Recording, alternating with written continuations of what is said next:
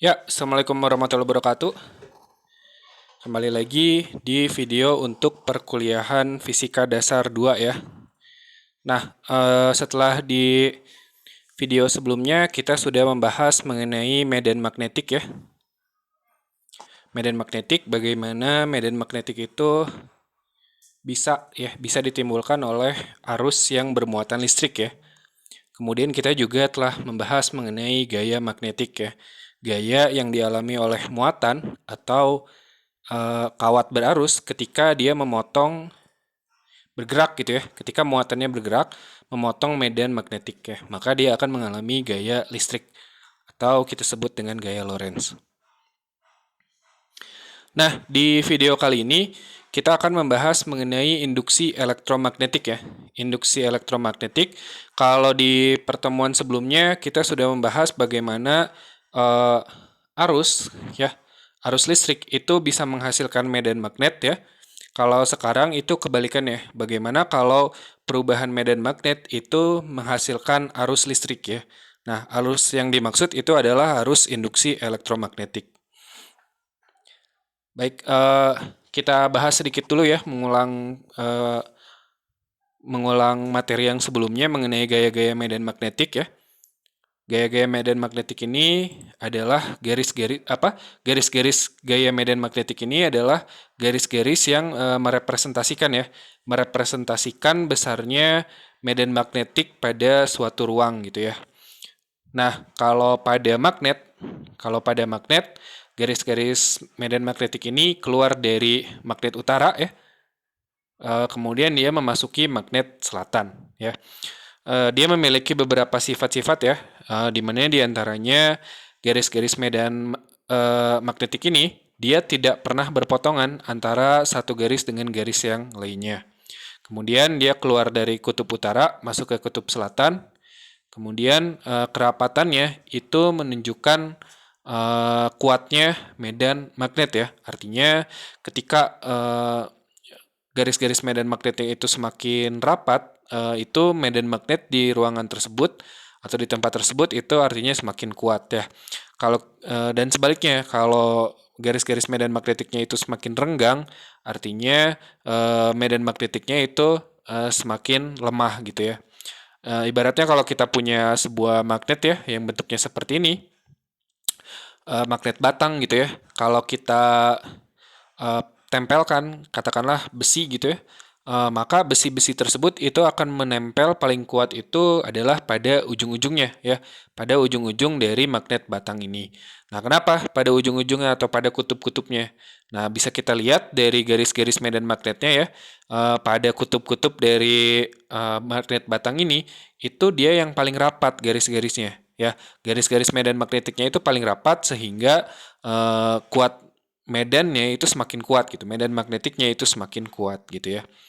Nah, ini juga ya kalau kita potong nih si magnet batang ini, maka dia tidak akan menjadi dua kutub yang terpisah gitu, kutub utara dan kutub selatan, maka dia akan terbentuk kutub-kutub yang baru ya.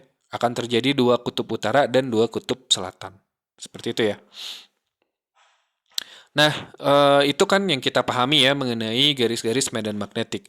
Tapi di video yang sebelumnya juga kita sudah bahas bahwa garis-garis medan magnetik ini atau medan magnetik ini bukan hanya dapat keluar dari sebuah magnet, tapi dia juga bisa keluar dari sebuah kawat yang dialiri arus listrik ya. Nah, kemarin kan kita sudah bahas ada kawat lurus, ada kawat melingkar. Kemudian yang seperti ini disebut dengan solenoida ya. Pada solenoid itu adalah kawat yang dibuat melingkar, kemudian berupa kumparan-kumparan atau lilitan-lilitan. Kemudian dia dialiri arus listrik ya. Ketika dia dialiri arus listrik, itu di tengah-tengahnya atau di dalam kumparannya itu terjadi terjadi medan magnetik ya. Dia terinduksi medan magnetik. Nah, medan magnetik ini dia berlaku sama ya seperti magnet batang ini. Jadi kalau di magnet batang ini kan medan magnetiknya keluar dari kutub utara masuk ke kutub selatan. Nah, kalau di dalam magnetnya sendiri itu medan magnetiknya arahnya adalah dari selatan ke utara gitu ya. Ya sama ini juga seperti itu. Pada solenoid juga seperti itu. Jadi kalau di luar dia dari kutub sini kemudian masuk ke sini, tapi kalau di dalam dia dari sini ke sini gitu ya. Itu adalah mengenai garis medan magnet ya, garis-garis medan magnetik.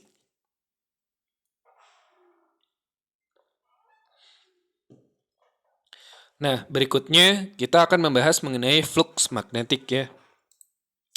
Jadi, bayangkan kalau kita memiliki sebuah luasan tertentu ya. Sebuah luasan seperti ini ya, luasan yang sembarang. Kemudian, jika terdapat garis-garis medan magnetik ya yang menembus dari luasan tersebut, maka banyaknya medan magnetik yang memasuki luasan tersebut itu disebut dengan flux magnet ya atau flux magnetik ya. Jadi flux magnetik ini menggambarkan kerapatan medan magnet pada sebuah luasan tertentu gitu ya. Nah, satuan dari flux magnetik ini disebut dengan Weber ya atau disingkat Wb.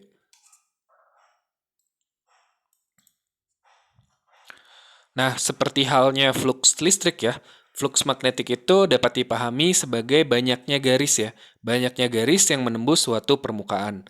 Dalam hal ini, garis-garis yang dimaksud adalah garis-garis medan magnetik ya. Nah, katakanlah kita memiliki sebuah luasan ya, sebuah luasan S begitu kan ya. Nah, kemudian terdapat elemen luasan dA gitu ya. Terdapat elemen luasan dA yang ditembus oleh sebuah garis ya, yang ditembus oleh garis medan magnetik B gitu ya. Medan magnetik B. Nah, flux magnetik atau flux magnet yang dihasilkan oleh medan magnet B pada permukaan yang luasnya dA itu definisinya seperti ini ya. D theta itu sama dengan B dA gitu ya. Jadi D flux ya. Ini D psi bukan D theta, sorry. D psi itu sama dengan B dA ya. Jadi B dot dA itu sendiri kan perkalian dot ya.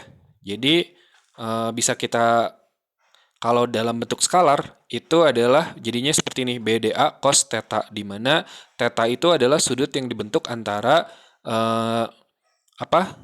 antara garis normal ya, antara garis normal dari elemen dA ini dengan medan magnet ya. Jadi perlu diingat ya bahwa BDA cos theta ini, theta-nya ini itu adalah sudut antara medan magnet dengan garis normal bidang ya, dengan garis normal bidang, bukan dengan bidangnya itu sendiri ya. Jadi garis normal ini adalah garis yang tegak lurus dengan bidang gitu ya.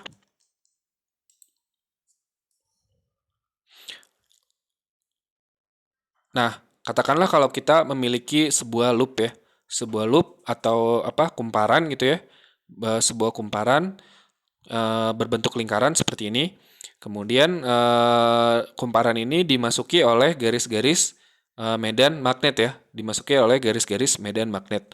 Nah, tadi kan kita sudah tahu bahwa besarnya D flux ya, D psi magnetik ini sama dengan B dA cos theta ya, B dA cos theta. Nah, berarti kalau ingin tahu fluxnya atau psi-nya, kan ini simbol dari flux itu adalah psi ya. Nah, kalau ingin tahu fluxnya, berarti yang sebelah sini tinggal diintegralkan kan ya. Jadi flux sama dengan, nah jadi seperti ini. Flux sama dengan integral dari BDA gitu ya. Kalau dalam bentuk skalar, jadi BDA cos theta gitu ya.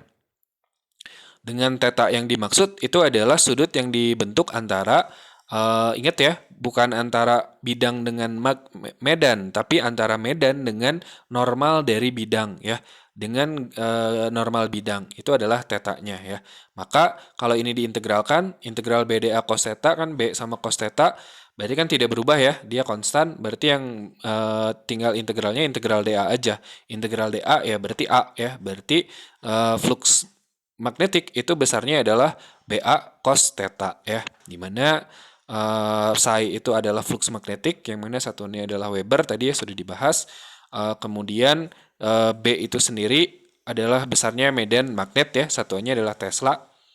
Kemudian A itu adalah luas penampangnya ya, luas penampangnya ini salah ya, satuannya harusnya luas penampang itu adalah meter kuadrat ya. Jadi flux sama dengan BA cos theta. Nah, kalau itu misalkan ya, jika garis-garis dari medan magnetik ini tegak lurus dengan bidang, ya artinya garis-garis medan magnetik ini kan akan berimpit ya, berimpit dengan garis normal, maka besarnya flux ya tinggal dikali aja B kali A gitu ya.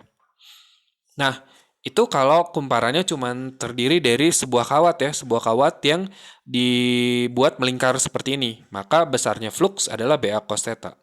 Nah, bagaimana kalau kawatnya itu ada banyak ya, seperti solenoida. Jadi kawatnya dibuat banyak lingkaran gitu ya.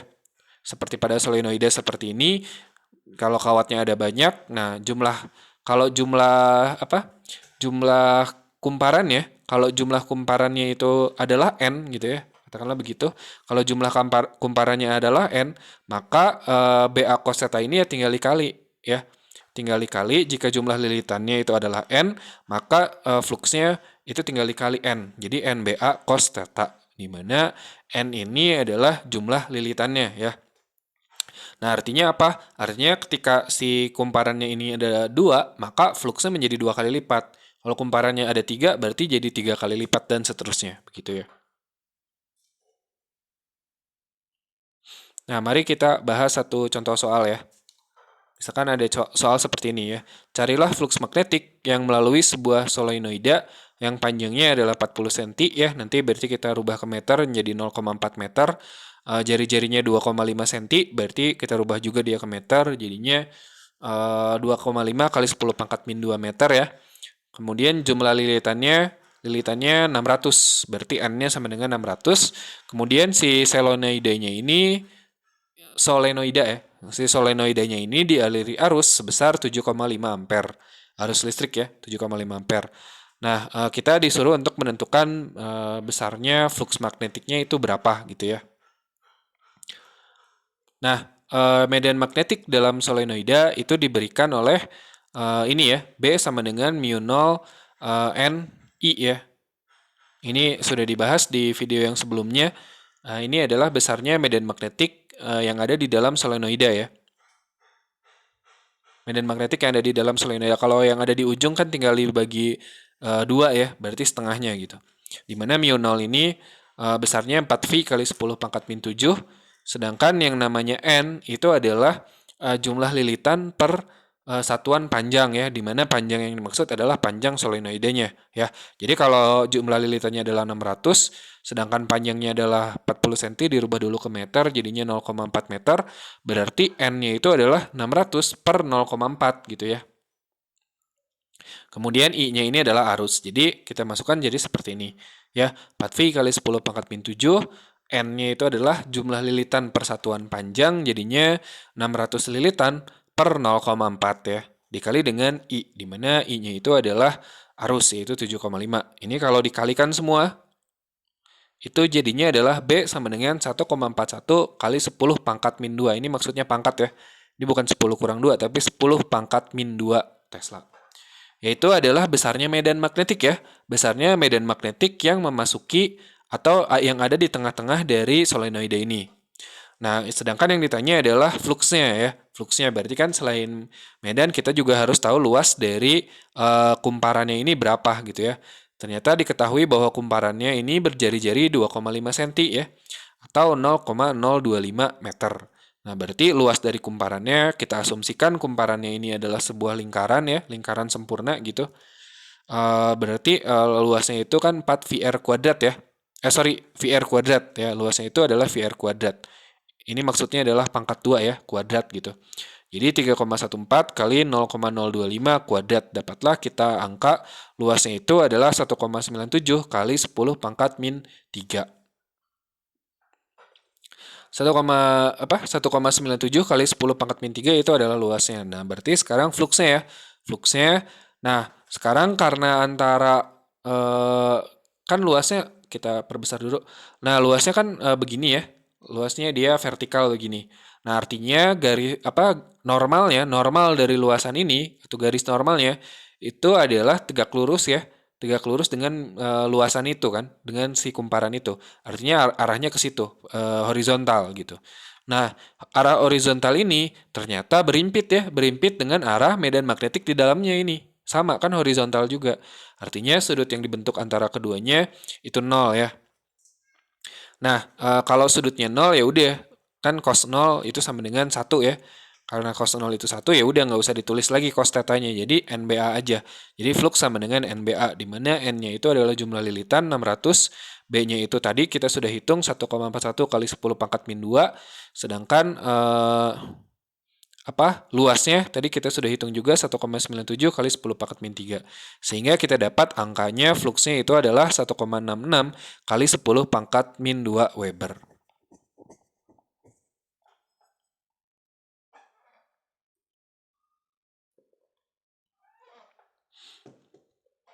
Itu ya, itu adalah contoh yang pertama.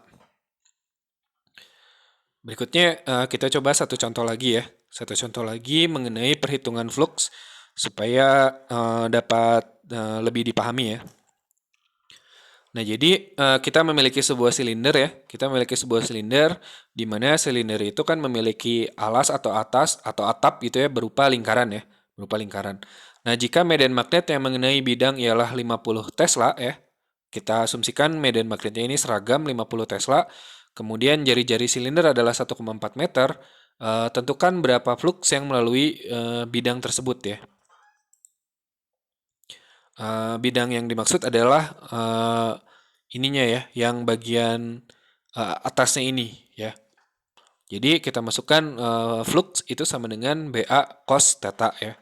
BA cos theta di mana A-nya itu luasnya kan berupa lingkaran ya. Jadi kita masukkan luas lingkaran adalah VR kuadrat ya. Jadi A-nya kita ganti dengan VR kuadrat. Di mana nilai V ini 3,14 atau bisa juga menggunakan pecahan yaitu 22/7 ya. Jadi 50 kali 22/7 nah kali 1,4 kuadrat. Nah, theta yang dimaksud itu kan antara theta itu kan antara medan magnet dengan normal bidang ya. Sekali lagi ya, harus hati-hati dalam menentukan sudut theta. Jadi sudut theta itu antara garis normal ini dengan medan magnetnya ya, bukan antara medan magnet dengan luasannya, bukan ya, bukan sudut ini tapi sudut ini ya. Jadi sudutnya ini yang 60 derajat, kita gunakan cos 60 derajat ya. Jadi ini dapat hasilnya nanti adalah 154 Weber.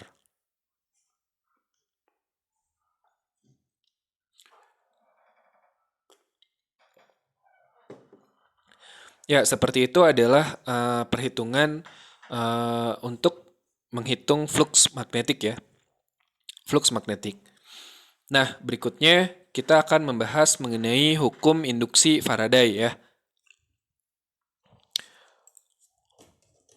Nah, eksperimen yang dilakukan oleh Faraday itu menunjukkan bahwa gaya gerak listrik ya, itu ternyata dapat muncul pada suatu rangkaian jika pada rangkaian tersebut terdapat perubahan medan magnetik ya, atau perubahan flux medan magnetik ya.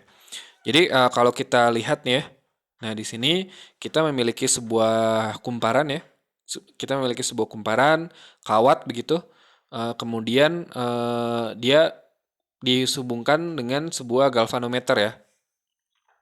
Dihubungkan dengan sebuah galvanometer, yang mana galvanometer ini akan mengukur keberadaan arus pada kawat ini ya. Kalau misalkan di kawat ini terdapat arus, maka galvanometernya akan bergerak gitu, menunjukkan bahwa pada kawat ini terdapat arus. Kemudian di sini ada sebuah Ada sebuah magnet ya, ada sebuah magnet batang yang kita pegang gitu, yang kita pegang seperti ini. Nah, kalau magnet batangnya cuma dipegang seperti ini, ternyata si galvanometernya ini tidak bergerak ya. Jarum galvanometernya ini tidak bergerak. Artinya apa? Artinya di sini tidak ada arus listrik ya, tidak ada arus listrik. Apakah ini berarti tidak ada flux magnetik ya? Salah, flux magnetiknya mah ada ya. Jadi kan flux magnetik itu yang penting ada sebuah medan memasuki luasan ya. Jadi kan ini luasannya adalah ini, loopnya ini. Kemudian ada medan magnetik ya, yang ditimbulkan oleh sebuah magnet. Kan sebuah magnet dari kutub utaranya keluar medan magnet ya, keluar garis-garis medan magnet. Garis-garis medan magnet ini memasuki sebuah kumparan, maka terdapat flux magnetik. Tapi ternyata jarum galvanometernya itu tidak bergerak ya. Ternyata dia tidak bergerak.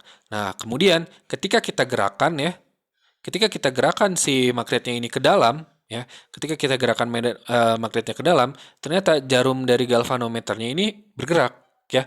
Ketika magnetnya diam, tadi jarum galvanometernya tidak bergerak. Kemudian ketika kita gerakan ke dalam, ternyata jarum galvanometernya bergerak. Ya, artinya pada kumparan ini itu terdapat arus listrik ya. Terdapat arus listrik. Nah, arus listrik ini disebut dengan arus listrik induksi ya. Nah, ketika medan magnetnya kita gerakan keluar, nah jarumnya juga bergerak ya, tapi arahnya ini berkebalikan dengan yang tadi ya. Berkebalikan dengan yang tadi artinya arus listriknya juga berkebalikan dengan yang tadi ya. Nah, dari percobaan yang dilakukan oleh Faraday ini, kita bisa sampai ke sebuah kesimpulan ya. Kesimpulannya adalah bahwa gaya gerak listrik ini bisa timbul jika medan magnet itu atau jika magnet digerakkan ya. Jika magnetnya diam, itu tidak ada gaya gerak listrik ya. Jadi perlu diperhatikan bahwa arusnya itu timbul hanya ketika si magnetnya bergerak ya. Jadi ketika magnetnya bergerak itu timbul. Padahal walaupun ketika dia diam, medan magnetnya ya tetap ada gitu, tapi ternyata tidak timbul arus listrik. Nah, arus listrik ini muncul pada loop ya. Artinya terdapat gaya gerak listrik pada loop ini, pada ujung-ujung konduktornya ya, terdapat GGL gitu. Jika ada gerak relatif antara loop ini dengan magnet ya. Ini percobaannya bisa dibalik ya, bisa dibalik. Kalau tadi kan loopnya diam, medan magnetnya digerakkan ke dalam gitu ya. Atau bisa sebaliknya, medan magnetnya diam, atau magnet batangnya dibuat diam, kemudian loopnya kita gerakan ke dalam ya. Kita gerakan ke dalam, maka akan timbul juga arus listrik di sini. Atau bukan digerakkan ke dalam, tapi diputar gitu. Si loopnya ini diputar, pokoknya digerakkan. Ketika loopnya ini digerakkan, maka timbul arus listrik ya. Jadi karena gerak itu kan relatif ya. Jadi bisa yang dimaksud dengan gerak itu bisa gerakan magnetnya atau gerakan loopnya gitu ya. Jadi arus listrik itu muncul pada loop itu ketika ada gerak relatif antara loop dengan magnet ya. Nah, kemudian ketika geraknya makin cepat ya, arus listrik yang dihasilkan juga akan semakin besar ya. Arus listriknya itu akan semakin besar. Nah, arah gerak dari kemudian yang dapat disimpulkan berikutnya adalah arah gerak dari magnetnya itu ternyata menentukan arah arus pada loopnya gitu ya. Jika kutub utara digerakkan mendekati loop, maka arah arusnya itu berlawanan dengan arah arus yang dihasilkan jika magnetnya ini digerakkan menjauhi loop gitu ya. Seperti ini kan ya. Ketika digerakkan menjauhi loop, maka dia arahnya arusnya adalah berkebalikan. Nah, ini gambaran lain seperti ini ya. Ini sebenarnya sama aja kayak tadi. Nah, jadi kalau misalkan dia dalam keadaan diam, ya, ketika dia dalam keadaan diam, maka arusnya ini tidak bergerak ya. Atau jarumnya ini tidak bergerak. Jarumnya tidak bergerak artinya tidak ada arus di sini ya. Padahal ada flux magnetiknya ada nggak? Ada, tapi arusnya itu sama dengan 0 ya. Ketika dia digerakkan, nih ketika dia digerakkan maka dia timbul arus ya, timbul arus, jarum galvanometernya dia bergerak. Kalau arahnya berkebalikan, maka timbul arus juga, tapi arusnya itu berlawanan dengan gerak yang tadi ya. Jadi ketika ini kan kutub utara ya, north itu kan utara. Ketika si kutub utaranya ini digerakkan masuk, maka arus listriknya arahnya ke situ gitu ya. Jarum galvanometernya bergerak ke kanan. Tapi ketika kutub utaranya digerakkan menjauhi loop, maka kebalikannya ya. Si arusnya ini bergeraknya adalah ke kiri. Si jarumnya ini bergeraknya adalah ke kiri. Arusnya berkebalikan. Nah, sekarang kalau kita balik ya. Kalau kita balik dari kutub magnetnya kita balik. Kalau kita balik kutub magnet selatan, kita balik bergerak ke atas ya, bergerak mendekati loop, ternyata arus yang terjadi itu sama dengan ketika kutub utara bergerak menjauhi loop ya. Bisa dipahami ya perbedaannya ya. Ketika kutub selatannya dimasuki mendekati loop, dia timbul arus ya, arahnya sedemikian rupa sehingga galvanometernya itu bergerak ke kiri. Nah, ini sama dengan ketika kutub utara digerakkan menjauhi loop. Jadi kutub selatan mendekati loop, itu hasilnya arusnya sama dengan ketika kutub utara menjauhi loop ya.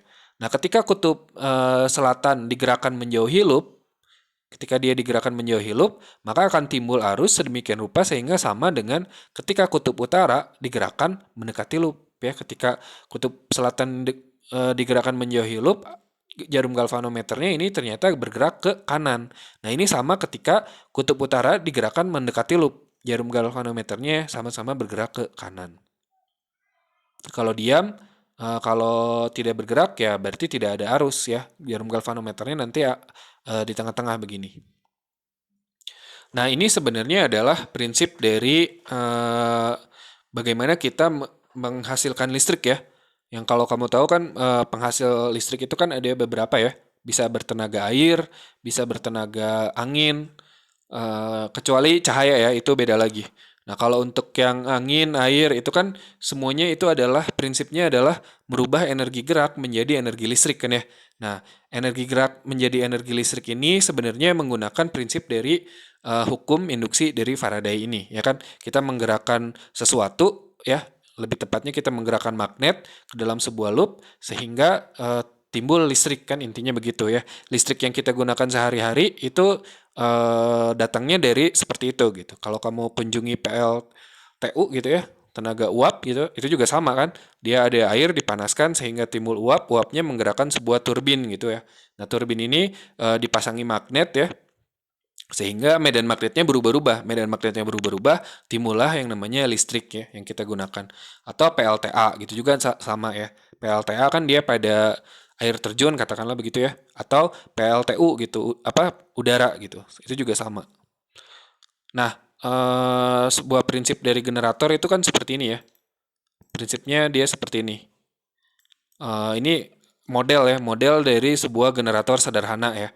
Model dari generator sederhana, di sini ada pancuran ya, pancuran air gitu ya, keran gitu, keran air. Kemudian di sini ada turbin atau roda ya, roda. Kemudian dia dipasangi dengan sebuah medan magnet ya, dipasangi oleh sebuah magnet batang.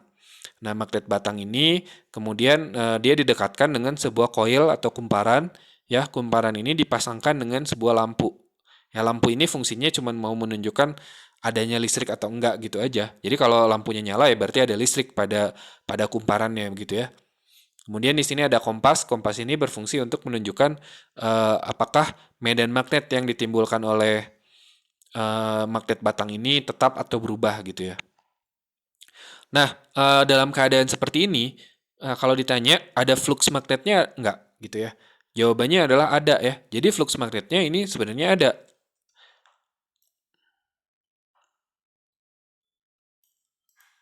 Ya, ini flux magnetnya ada karena kita memiliki magnet. Magnet dia mengeluarkan garis-garis medan magnet ya. Garis-garis medan magnet memasuki sebuah loop ya, memasuki sebuah loop sehingga ini disebut dengan flux magnetik ya. Jadi ada flux magnetik di sini. Nah, tapi ternyata lampunya ini mati ya. Kenapa lampunya mati? Nah, padahal fluxnya ada nggak? Nah, fluxnya ada, tapi fluxnya itu tidak berubah besarnya. Besarnya tetap karena batangnya tadi diam ya, batang magnetnya itu diam, sehingga medan magnet yang memasuki kumparannya tetap ya.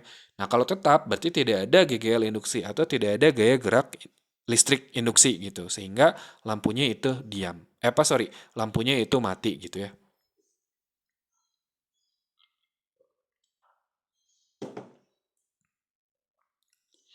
Nah, kalau kita mulai kucurkan air gitu ya di sini, kita nyalakan keran atau kita putar kerannya begitu, sehingga di sini mulai airnya mengalir ya. Ketika airnya mengalir, maka si kumparannya ini atau bukan kumparan, si magnetnya ini karena dia dipasangkan pada roda, maka magnetnya ini berputar ya.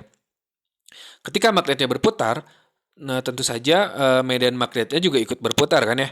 Kalau medan magnetnya berputar, berarti medan magnet atau garis-garis magnet yang memasuki kumparan itu besarnya tidak tetap ya. Besarnya itu berubah-ubah. Nah, ketika besarnya berubah-ubah, timbullah pada kumparan ini timbullah yang namanya gaya gerak listrik induksi ya. Timbullah gaya gerak listrik induksi sehingga pada kawat-kawatnya ini timbul arus listrik, kemudian ternyata timbul arus listrik sehingga lampunya menyala gitu ya. Nah, ketika kita alirkan airnya sedikit gitu ya, maka si putarannya kan putarannya begitu berarti ya. Putarannya dia berlawanan jarum jam. Nah, ketika airnya kita alirkan sedikit, maka putarannya ini kan lambat ya. Artinya putarannya lambat sehingga perubahan medan magnetnya pada kumparan ini juga lambat ya. Perubahan medan magnetnya lambat sehingga nyalanya lampu itu redup karena arus listriknya itu kecil ya, arus listriknya kecil. Nah, kalau kita perbesar ya air yang mengalir, nah maka gerakan dari roda ini dia semakin cepat ya. Ketika kita perbesar air yang mengalir, rodanya semakin cepat, artinya semakin cepat juga perubahan flux magnetik yang ada di dalam kumparan. Kalau perubahan flux magnetik yang ada di kumparannya semakin cepat, maka GGL induksi yang dihasilkan pada ujung-ujung kumparan itu semakin besar ya. Berarti arus listriknya juga semakin besar yang ditandai dengan lampunya menyala semakin terang ya. Kalau kita nyalakan lagi kalau kita perbesar lagi airnya, maka gerakan roda ini makin cepat, maka arusnya juga semakin besar ya, ditandai dengan lampunya juga semakin terang. Kalau kita nyalakan secara maksimal ya, ininya airnya, maka putarannya ini berarti bakal sangat cepat sekali, berarti perubahannya juga cepat sekali sehingga lampunya menyala terang. Begitu ya. Ini adalah prinsip kerja dari generator ya. Jadi generator ini kan baik tenaga angin, tenaga air, tenaga uap itu kan prinsipnya adalah menggerakkan turbin ya. Turbinnya itu dipasang dengan sebuah ya di sini ada angkanya ya. Di sini ada angka dia menunjukkan ini kan 100 RPM, artinya adalah 100 putaran setiap menit gitu ya. Nah, artinya dia menggerakkan sesuatu, menggerakkan turbinnya itu menggerakkan magnetnya digerakkan sehingga berubah-ubah medan magnet yang memasuki kumparan sehingga timbullah arus listrik. Itulah cara kerja dari generator listrik ya. Kalau listrik yang tenaga surya itu beda lagi ya prinsipnya. Itu menggunakan prinsip efek fotolistrik ya, yang akan kita bahas mungkin di video yang lain ya. Nah, itu adalah prinsip dari hukum induksi Faraday. Nah, hukum induksi Faraday ini adalah menunjukkan bahwa GGL induksi itu timbul pada suatu loop jika terjadi perubahan medan magnetik pada loop tersebut ya.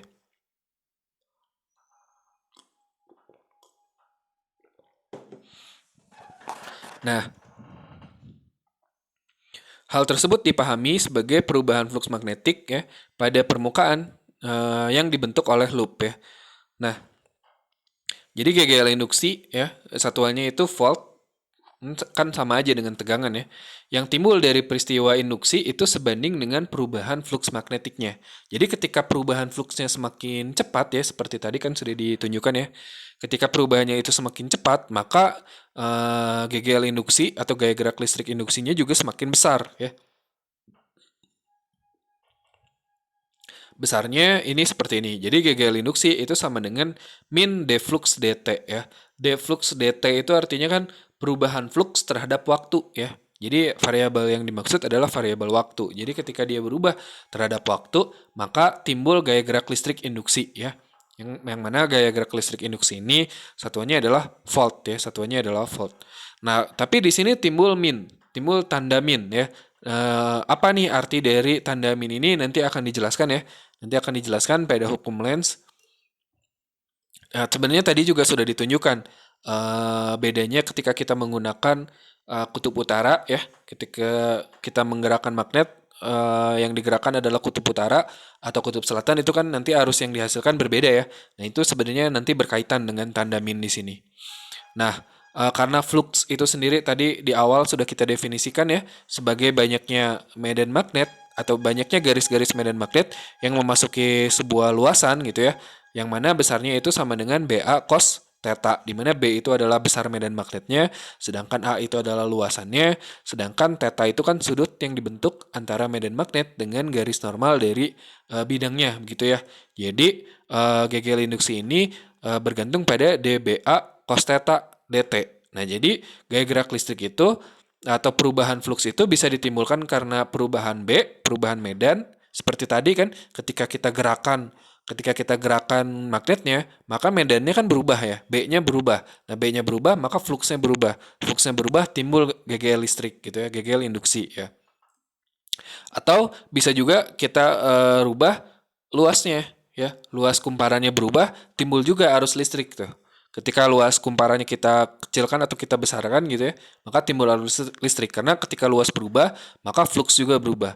Atau sudutnya ya, sama seperti tadi ketika kita putar, kan itu berarti antara medan magnetik dengan normal bidang itu kan berubah-ubah sudutnya ya. Ketika kita putar itu berubah juga fluxnya. Berubah fluxnya, kemudian karena fluksnya berubah ya timbul GGL induksi ya, timbul induksi listrik, arus listrik induksi gitu. Ini adalah hukum induksi Faraday.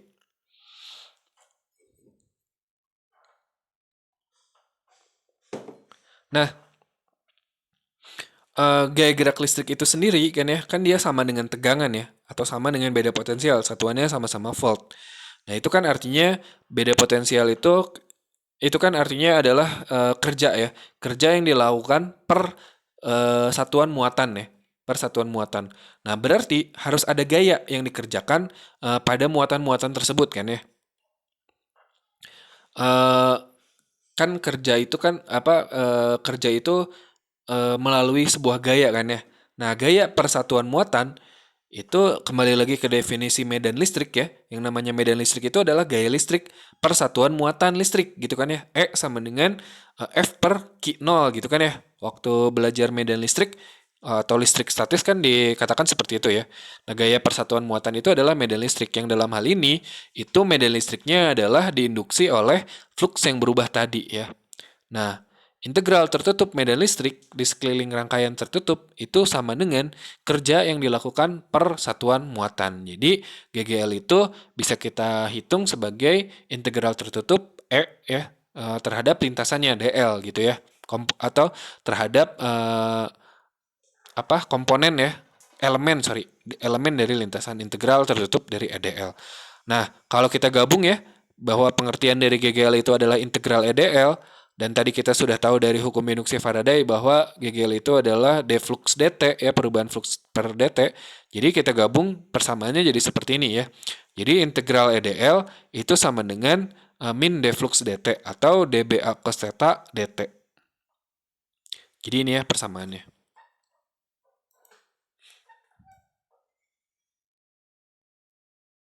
Ya, mari kita bahas ya satu contoh soal ya. Nah, contoh 3 nih. Nah, dikatakan bahwa flux magnetik yang dinyatakan terhadap fungsi waktu ya. Jadi flux itu kan bisa bisa tetap, bisa berubah-ubah gitu ya. Jadi kalau persamaannya itu menggunakan T seperti ini, artinya dia berubah terhadap T, berubah terhadap waktu. Fluxnya itu setiap waktu tidak tetap ya. Jadi ketika fluxnya pada detik ke 0, maka fluxnya ya masukin aja nolnya. 0 dikurang 0 kuadrat kan tetap 0 ya. Dikurang 6 kali 0 ya 0, dikurang 9. Jadi min 9 ya, min 9 Weber gitu pada detik ke 0. Nah, pada detik ke 1 ya masukin aja satunya. 1 kuadrat dikurang 6 kali 1 ya 6. Jadi 1 dikurang 6 min 5 gitu ya. Min 5 dikurang 9 min 14. Jadi dari detik ke 0 ke detik ke 1 aja dia fluxnya berubah gitu ya. Nah, kalau fluxnya berubah seperti ini, berarti kan Berarti timbul gaya gerak listrik kan berdasarkan hukum Faraday tadi ya. Ketika terdapat perubahan flux, maka timbul gaya gerak listrik. Nah, pertanyaannya adalah ketika T-nya sama dengan 5 ya, itu tentukan GGL induksinya ya. Nah, ini kita masukkan GGL induksi adalah d flux dt ya. Kita masukkan d T kuadrat min 6T min 9. Nah, kita masukkan, kemudian kita turunkan ya. dt kuadrat min 6T min 9 ini kita turunkan terhadap waktu ya, dt. T kuadrat diturunkan terhadap T ya jadinya 2T ya.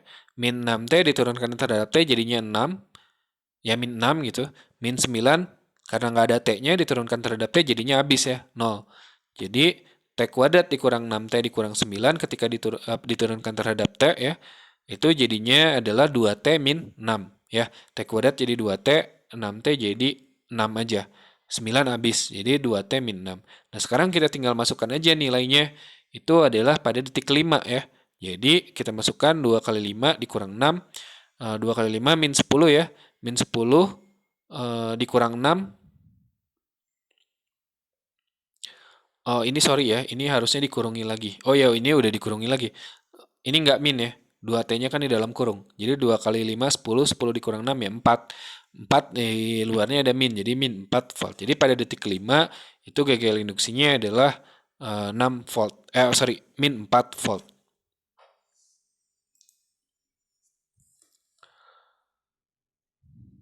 Ya, kita kerjakan satu contoh soal yang lain ya. Jadi ceritanya ada sebuah kumparan memiliki jumlah lilitan 1000 ya. Berarti ini N-nya. N-nya adalah 1000. Nah, mengalami perubahan flux magnetik ya. Mengalami perubahan flux magnetik. Jadi fluxnya berubah. Awalnya itu adalah 3 kali 10 pangkat min 5 Weber. Akhirnya itu adalah menjadi 5 kali 10 pangkat min 5 Weber. Ya, dari 3 kali 10 pangkat min 5 menjadi 5 kali 10 pangkat min 5. Dalam selang waktu 10 milisecond. Ya, 10 ms kan berarti 10 milisecond. Ya, dalam selang waktu 10 milisecond ternyata fluxnya berubah. Ya, fluxnya berubah. Dari 3 kali 10 pangkat min 5 menjadi 5 kali 10 pangkat min 5. Nah, kalau ada perubahan flux, ya berarti kan ada gaya gerak listrik gitu ya. Timbul listrik, arus listrik induksi. Itu kan berdasarkan hukum Faraday tadi ya. Nah, berapakah GGL induksi yang timbul gitu ya. Nah, jumlah lilitannya N-nya adalah 1000 ya. Delta T-nya adalah 10 milisecond ya. Mili itu kan 10 pangkat min 3. Jadi kalau 10 milisecond ya 10 kali 10 pangkat min 3. Nah, selisih fluxnya itu kan flux akhir dikurangi awal ya. Akhir dikurangi awal 5 kali 10 pangkat min 5 dikurang 3 kali 10 pangkat min 5 ya. 5 dikurang 3 kan jadinya 2. 2 kali 10 pangkat min 5 Weber. Nah, kita masukkan GGL induksi ya. Karena kita nggak memperhitungkan, karena kita hanya ingin tahu arahnya aja ya. Ingin tahu arahnya aja, jadi nggak usah pakai min juga nggak apa-apa. Jadi N, D flux, DT gitu ya. Ini kok double, harusnya ini nggak ada D-nya lagi ya. Delta flux per delta T ya. Nah, jadi 1000 karena ini perubahan ya, sudah diketahui perubahan flux, jadi kita nggak pakai lagi turunan DDT gitu, nggak pakai lagi turunan, tapi yang kita gunakan adalah langsung aja delta. Ya, delta flux ya. Tadi deltanya 2 kali 10 pangkat min 5 dibagi delta T-nya adalah 10 kali 10 pangkat min 3. Nanti kita akan dapat hasilnya adalah 2 volt ya. Kan dikali 1000 nih. 1000 kali 10 pangkat min 5 jadinya adalah 10 pangkat min 2 kan ya. Ini nolnya 3, ini nolnya min 5. Berarti kan jadi 10 pangkat 2. Ini 10 min 3 kali 10 jadi 10 pangkat min 2 juga. 10 min 2 coret dengan 10 min 2, jadi sisanya adalah 2 volt. Nah, begitu ya. Itu adalah contoh-contoh dari menghitung besarnya gaya gerak listrik. Nah, satu lagi contoh ya. Contohnya begini. Suatu medan magnetik B ya, seragam tegak lurus memasuki bidang. Jadi kita memiliki sebuah bidang ya. Bidangnya ini dalam daerah melingkar yang jari-jarinya A ya. Kita memiliki sebuah bidang lingkaran, jari-jarinya adalah A ya, A kecil nih. Nah, kemudian ada medan magnetik ya. Ada medan magnetik yang masuk ya, memasuki bidang ini ya. Ini kan tandanya cross, silang gitu. Artinya tanda cross itu artinya adalah memasuki bidang ya. Tanda cross itu artinya dia memasuki bidang ini gitu. Ketika medan magnetnya memasuki bidang ini, kemudian ya di luar daerah melingkar tersebut B-nya sama dengan 0. Jadi kalau di luar lingkaran ini nggak ada medan magnet ya. Jadi medan magnetnya hanya ada di dalam lingkaran ini aja. Nah, medannya ini ternyata berubah ya, berubah terhadap waktu ya. Laju perubahan besar medan magnet itu adalah dB/dt ya. Nah, pertanyaannya adalah berapakah besarnya medan listrik induksi dalam bidang di suatu tempat berjarak R dari pusat daerah melingkar tersebut ya. Jadi kan medannya berubah ya. Kan medannya berubah. Kalau medannya berubah, artinya fluxnya berubah. Ya, kalau fluxnya berubah, artinya timbul gaya gerak listrik, gitu kan ya. Prinsipnya kan seperti itu kan, Faraday. Nah, menurut persamaan pada hukum Faraday, itu integral tertutup E di sekeliling kurva. Jadi pada suatu jarak kan ya, yang ditanya itu adalah pada suatu jarak yang berjarak R dari pusat ya, kan pusatnya ini. Berarti kita memiliki sebuah lingkaran yang jari-jarinya adalah R kecil gitu ya. Nah, kita memiliki sebuah lingkaran yang jari-jarinya R kecil. Nah, ketika medan magnetnya ini berubah-ubah terhadap waktu, maka kan akan timbul gaya gerak listrik ya. Gaya gerak listrik ini timbul berarti karena adanya medan listrik ya. E gitu ya. Nah, pertanyaannya berapakah medan listrik ini E ini gitu ya. Nah, menurut persamaan pada hukum Faraday, integral tertutup E ya di sekeliling kurva tertutup itu sama dengan min ya negatif dari laju perubahan flux magnetik yang melalui kurva tersebut ya. Nah, jari-jari kurvanya R itu lebih kecil daripada jari-jari dari bidangnya A ya. Jadi dia lebih kecil dari jari-jari bidang dari A. Nah, berdasarkan kesimetrian ya, integral EDL itu adalah D flux dt kan tadi ya udah ya. Nah, berarti EL ya, EL itu sama dengan D fluxnya itu adalah BA ya. Jadi integral EDL kan jadi EL ya. DL kan diintegralkan jadinya L aja. Jadi EL sama dengan, nah fluxnya itu kan medannya adalah medan seragam kan, medannya adalah B, kemudian luasnya adalah A ya, luas yang dimaksud adalah luas bidang keseluruhan ya, luas bidang keseluruhan. Nah, kemudian L-nya ini kan yang ini kan ya, yang ditanya itu yang ini. Nah, kan pada sejauh jarak R gitu kan ya. Berarti L-nya itu berupa sebuah keliling lingkaran yang berjari-jari R kecil ya. Nah, keliling lingkaran yang berjari-jari R kecil kan jadinya 2 VR ya. 2 VR. Nah, sekarang luas kan ini fluxnya itu besarnya adalah B kali A ya. B kali A, B-nya ya tetap B, luasnya kan A. A itu kan berarti rumus luas lingkaran ya. Luas lingkaran bidang keseluruhan ya. Kalau karena ini jari-jarinya A, berarti luasnya adalah V A kuadrat. Ini yang tanda tanya ini V ya harusnya ya. Ini V. V A kuadrat gitu ya. Jadi E kali 2 VR itu sama dengan min D B V A kuadrat dt gitu ya. Nah, VA kuadrat ini boleh kita keluarkan ya, karena dia tidak berubah terhadap waktu kan ya. Yang berubah terhadap waktu itu kan besarnya medan magnet yang memasuki bidang ini kan. Ya, medan magnet yang memasuki bidang ini, memasuki bidang itu tandanya cross ya. Jadi kalau tandanya silang berarti ada medan masuk ke bidang ini. Kalau tandanya dot ya titik itu artinya ada bidang keluar dari bidang gitu ya. Jadi perjanjian tandanya tolong diingat ya. Kalau cross itu artinya dia masuk, kalau dot itu artinya dia keluar ya. Oke, nah ini VA kuadratnya itu kan tidak berubah ya. A kan tidak berubah terhadap waktu. Yang berubah terhadap waktu adalah medan magnetiknya. Berarti hanya B-nya aja yang berubah terhadap dt gitu ya, terhadap waktu. Jadi VA kuadrat boleh kita keluarkan. Ya, jadi VA kuadrat dB dt ya. Nah, si tanda minnya boleh kita hilangkan ya, karena kita cuma ingin tahu berapa sih besar E-nya gitu ya. Karena kita cuma ingin tahu berapa besar E-nya, maka tanda minnya itu boleh kita hilangkan. Di sini di kedua ruas itu ada sama-sama ada tanda V ya. Ada sama-sama ada tanda V berarti bisa dicoret. 2R-nya kita pindah ke bawah sehingga besarnya E itu adalah A kuadrat per 2R dB dt ya. Itu adalah besarnya medan listrik yang dihasilkan ketika medan magnetnya itu berubah ya. Di sini juga terlihat bahwa semakin besar perubahan medan magnet ya, atau semakin cepat lebih tepatnya begitu ya. Semakin cepat perubahan medan magnet terhadap waktu, maka medan listriknya juga bakal semakin besar. Nah, tadi kita sudah bahas ya, kenapa sih ada tanda min di sini nih? Kenapa sih ada tanda min? Itu dijelaskan dengan menggunakan hukum Lenz ya. Nah, tanda negatif atau tanda min tadi ya, atau lebih tepatnya tanda negatif ya. Tanda negatif pada hukum Faraday itu menjelaskan arah arus induksi ya. Arah arus induksi atau polaritas dari gaya gerak listrik yang timbul pada proses induksi elektromagnetik ya. Nah, arus induksi yang timbul pada loop ya, Arus induksi yang timbul pada loop berarah sedemikian rupa sehingga menghasilkan medan magnet induksi yang melawan perubahan flux magnetik ya. Jadi intinya seperti itu. Kenapa timbul arus induksi? Itu karena ada medan magnet induksi yang melawan perubahan flux magnetnya, magnet utamanya gitu ya. Nih, saya jelaskan seperti ini ya.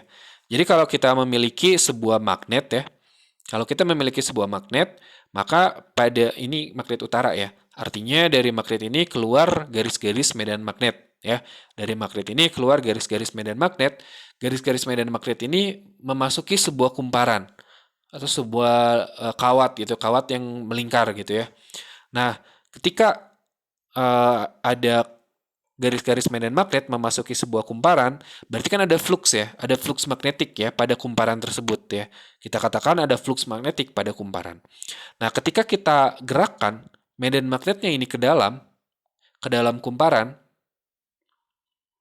ketika kita gerakan medan magnetnya atau kita gerakan magnetnya ya, sorry.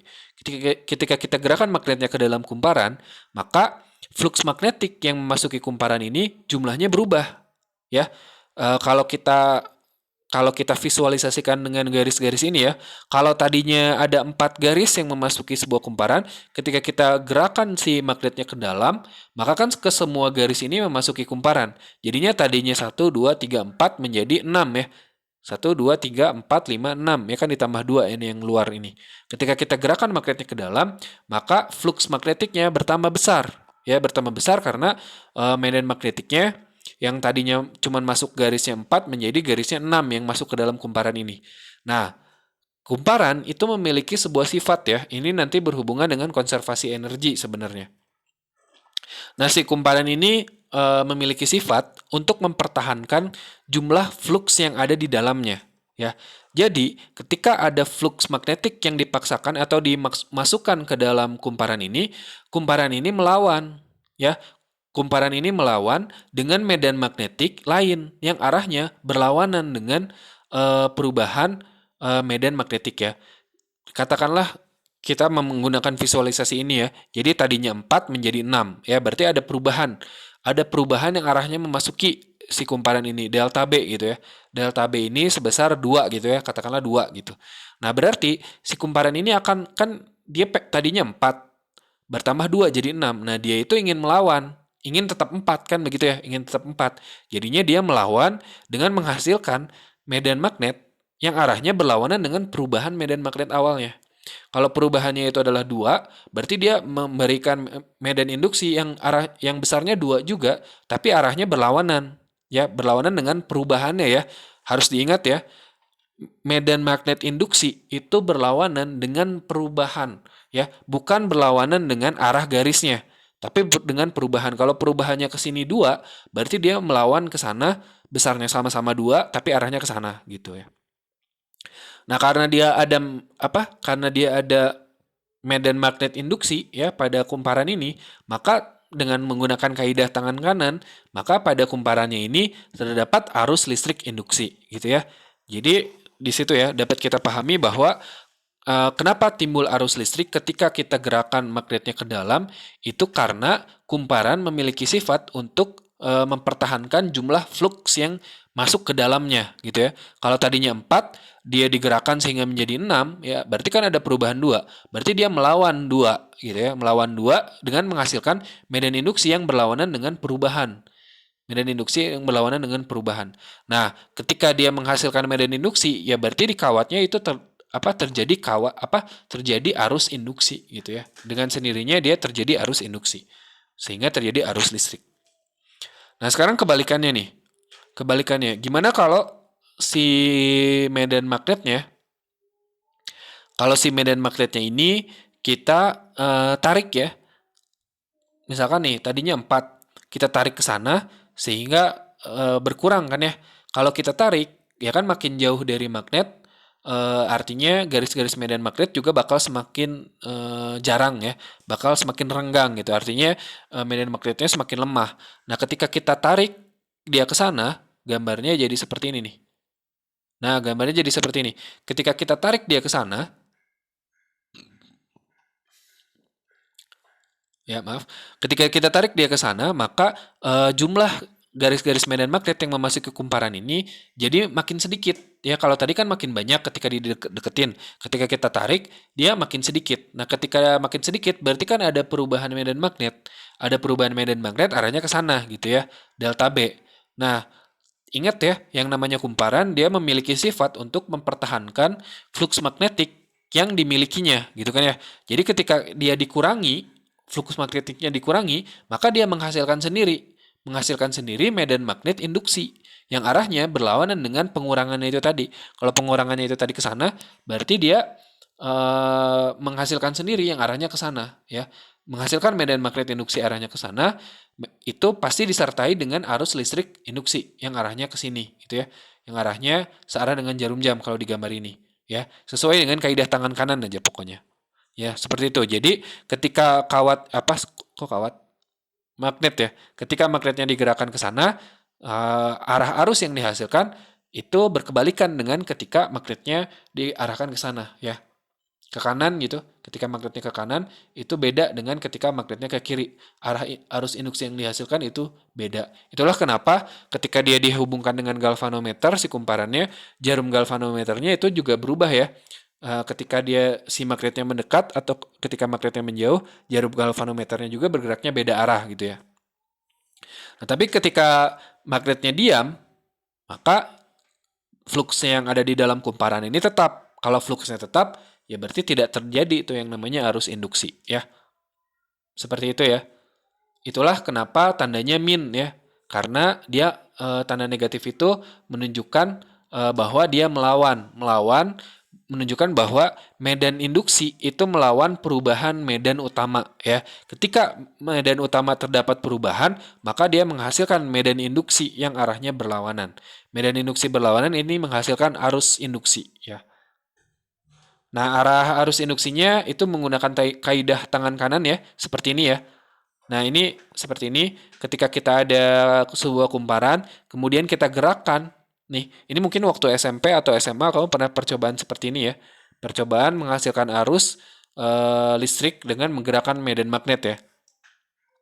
Nah, ketika kita gerakan magnetnya ini ke dalam, artinya flux magnetik pada kumparan ini bertambah ya. Ingat, kumparan memiliki sifat untuk mempertahankan fluksnya. Dia memiliki sifat untuk mempertahankan fluksnya sehingga dia melawan si tambahan medan induksi tadi, tambahan medan utama tadi, dia melawan dengan medan induksi yang arahnya berlawanan dengan perubahan medan utama ya. Nah, medan induksi ini diiringi oleh arus induksi ya, arus induksi pada kumparan yang arahnya sesuai dengan 4 jari ini ya. Jadi yang jempol itu arah medan induksi, yang 4 jari itu adalah arah dari arus listrik induksinya ya. Seperti itu.